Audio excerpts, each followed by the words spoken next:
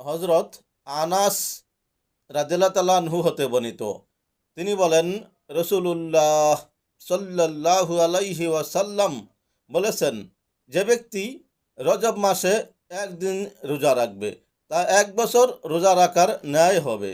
যে ব্যক্তি 7 দিন রোজা রাখবে তার থেকে জাহান্নামের 7টি দরজা বন্ধ করে দেওয়া হবে।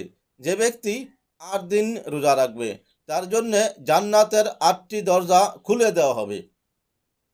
যে ব্যক্তি 10 দিন রোজা রাখবে সে আল্লাহর কাছে যা চাইবে তাকে তিনি তাই দিবেন। যে ব্যক্তি 15 দিন রোজা রাখবে আসমানে একজন ঘোষক ঘোষণা দিবে, তোমার পূর্বের গুনাহ ক্ষমা করে দিয়েছি, সুতরাং তুমি নতুন করে আমল শুরু করো, তোমার পাপগুলোকে নেকি দ্বারা পরিবর্তন করে দেওয়া হয়েছে। যে ব্যক্তি বেশি বেশি রোজা রাখবে মহান আল্লাহ তাকে বেশি সওয়াব দিবেন। রজব মাসে হযরত নূহ আলাইহিস সালামকে কিস্তিতে আরোহণ করানো হয়েছে, ফলে তিনি রোজা রেখেছেন এবং তার সাথীদেরকে রোজা রাখতে নির্দেশ দিয়েছেন। ফলশ্রুতিতে কিস্তি তাদেরকে নিয়ে 6 মাস চলল।